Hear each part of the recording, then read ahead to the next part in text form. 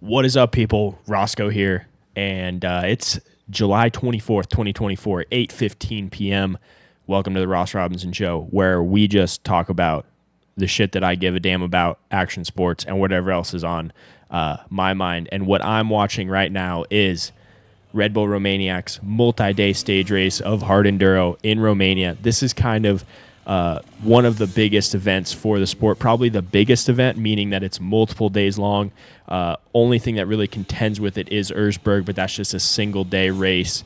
This is a multiple day stage race, and some of the best riders in the world getting their ass kicked. 80 miles they raced. It was last night for us, for them, while they went live. So we're just getting kind of the info now when we woke up this morning and getting to see some highlights as they come out. A lot of these riders talking about how it was the hardest day they've had on the bike, and Manny did take the day, and this is what he had to say. Hardest day of my life, probably. Marty wanted to kill us. Now it's crazy insane. I'm so tired.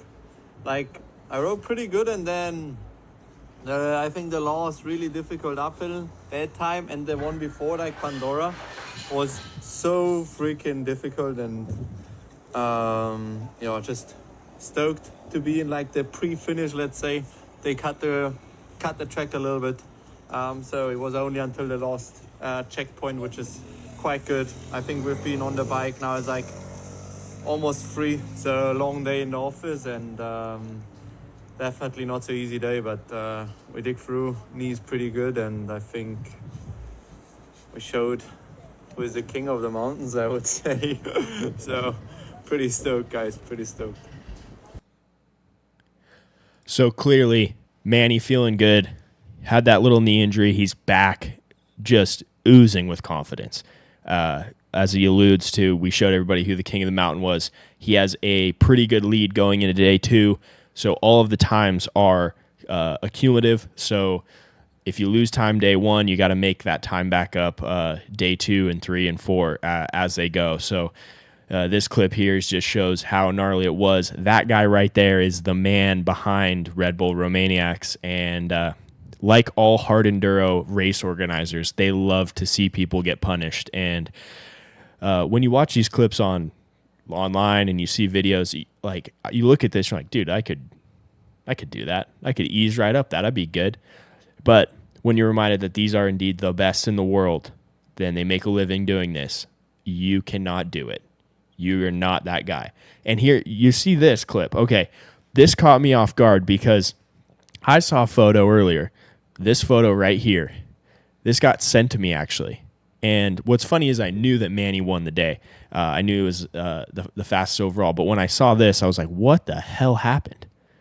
You can see Manny in the background climbing a cliff or going down a cliff, and his bike suspended in air. And then as I went to the album and actually looked, I see that they indeed were ziplining bikes or sliding bikes across cables to cross a creek that they couldn't get across, or, you know, the organizers of these things are just psychos. So racers have to send their bike across, climb down, climb back up the other side, and then continue to race. So really, really fun to watch. There are a few live sections of this race that you can watch as they happen, and then we've been doing little live watches of each of those the next morning, so I'll do that tomorrow morning as well.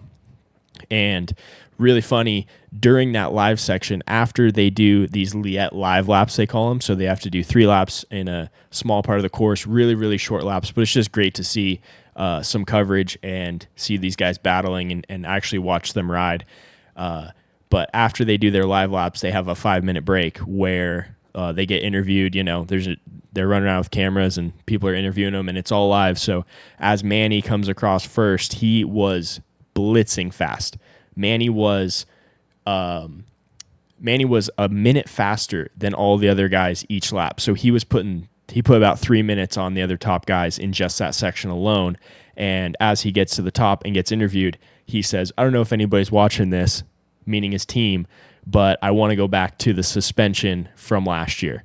So I haven't looked or found out if he indeed change out his suspension mid-race at a checkpoint, but that's a pretty clever shot to for him to say, hey, if you guys have that, get that suspension ready because I'm going to want it if we can do it in the pits. And I'm sure his team has it and they have it ready to go. But that was an interesting thing that Manny did. And Billy, he was on the commentator. He was commentating, and he alluded to that as well. He was like, yeah, it's a pretty smart shot right there for Manny to say he needs a change so the team can get it ready. And I'm going to go figure out if that actually happened because I'm very curious myself.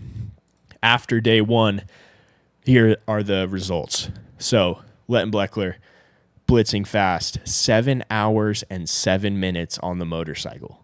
That is a hell of a day. And below him, Mario Roman in second, 7 hours, 35 minutes. He currently sits 29 minutes and 1 second behind Manny. So the prologue is even factored into this. Wade Young, 32 minutes. Michael Walkner, 35 minutes. Theodore Kabachev, 38 minutes. And then at the bottom of the screen, you can see the absolute legend, Graham Jarvis, an hour and 37 minutes off, but still sitting 6th overall. And Jarvis is always known to just continue to chip away. And I would be surprised if he can chip into Manny's lead at all, but a lot of these guys above Graham are definitely not safe over the next few days. And when you're racing for this long, when you're on the bike for 7 hours a day, you have time to gain an hour.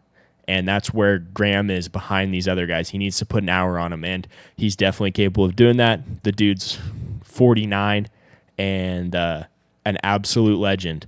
But I will continue to watch Romaniacs. I hope you do as well. If you want to see more of it, check out my latest little live stream, and then we're going to continue to do that, and we'll be back with more updates throughout the final days of this, and we'll see if Manny can pull this off and continue with his hot streak. He has not won, or he hasn't lost a race besides being injured. He missed one round, but he's still only 2 points off of the championship. So Manny can definitely win the championship still, and he is on an absolute tear, especially if you take his injury out of the equation. And luckily it was short, and he only missed one race. Now let's talk pro motocross. And I was going to show this last week, but this clip of Shimoda just gets you going. If you're a fan of anything, the style right there is just beautiful out of Joe. One of my favorite little clips that I saw a few weeks ago now, but they went to Washougal, and beautiful Northwest race up in Washington, and the battles were on. Some pretty good racing. 250 class was always entertaining. Those guys are wild. The young guys are always battling, changing positions, crashing, all sorts of shit. Whereas the 450s, a little bit more polished. And we saw the crowd favorite AP go finish second overall. Almost could have won himself a moto if he hadn't stalled, but really fun clip out of that. And then in the first moto, I think it was first 450 moto, right off the gate, Jason Anderson made one of the most insane passes up Horsepower Hill that I've seen, actually right over Horsepower Hill, which is a really, really, really steep uphill climb right out of the first corner. This is the only track on the circuit that I've actually ridden personally, and it is a big head wall that they go into, and he made a hell of a pass from outside to inside during that first moto. That was just, you really had to catch it. And the commentators did talk about it, but I can't find a clip of it. That's not in the broadcast, so we unfortunately don't get to see it. But Aaron Plessinger has quickly become a crowd favorite in pro motocross for good reason. We need more guys like this in all action sports. Big personality. He knows who he is. He owns it. He's got the mullet. Comes across the finish line.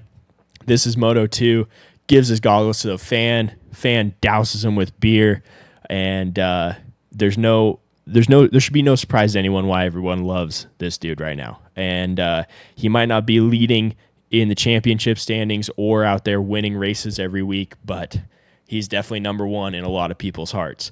And the guy that is certainly leading the charge is Chase Sexton. He's definitely the fittest, definitely the fastest. Did not have good starts this weekend, but he just charges, and he knows that he's the fastest. I think he doesn't push that hard in the early parts of the moto, but as time starts to tick down, about halfway through the moto, if Chase hasn't caught that front pack or is leading, he really starts to put on the heat, and then just chips away, makes those passes, and we saw him do it again this weekend and ran those guys down, and then clearly just ran away. So I feel like this is definitely Chase's.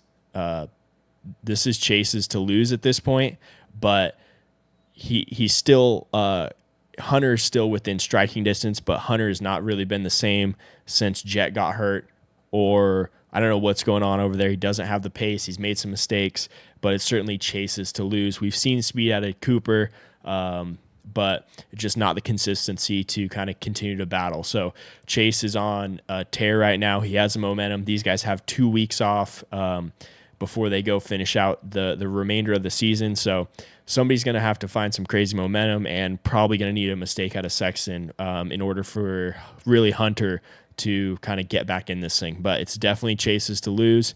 And in the 250 class, we have Hayden Deegan, of course, continuing to stay relatively consistent. Tom Vial had a moto win this weekend, but just not enough to track down this kid. And they went 1-2, both of them, but Hayden continues to be consistent, and you can't gain points on him when you're tying him. You got to beat him straight up. And with the 54-point deficit, Vial is he needs something to happen to Deegan. Deegan needs to make some mistakes, and Tom needs to be perfect, essentially, to finish this thing out. But I was hoping that we would see some fire out of Levi Kitchen this past weekend. We did not see that, and he is a local to Washougal, grew up racing that track, and he had some interesting things to say. He said he's kind of a love-hate relationship with that track and that race. There's more pressure that weekend. There's more stuff going on, obviously. Family, everybody wants to come see you race, and part of it can just be easier to, be halfway across the country without all your friends and family there, so you can just focus on going to work. And he seemed, especially after Moto 1, to be pretty out of it, and I don't think that he has the consistency or the fitness to really battle these guys. So in the 250 class too, it looks like it's these guys' to lose. We definitely have our front runners, but it's going to be fun to see what's going on as in 2 weeks when they go to Unadilla. Tomac's back on the bike. Cooper's back on the bike. Roxon's teasing that he might go line up and race. So definitely some guys with some speed who can mix things up. I'm not sure if any of them have the fitness to beat Chase, because Chase is so fit and so fast throughout the longevity of the entire race that, but they do have that raw speed that they could definitely mix things up and get in his way, one way or another. But that's all I got for you guys today. Thanks for watching. We'll see you very soon as we continue to follow Red Bull Romaniacs, and we got to figure out what else we're watching for the next 2 weeks, because we don't have much as far as pro motocross. Those guys have a couple weeks off, and we will be back very shortly. See you guys later.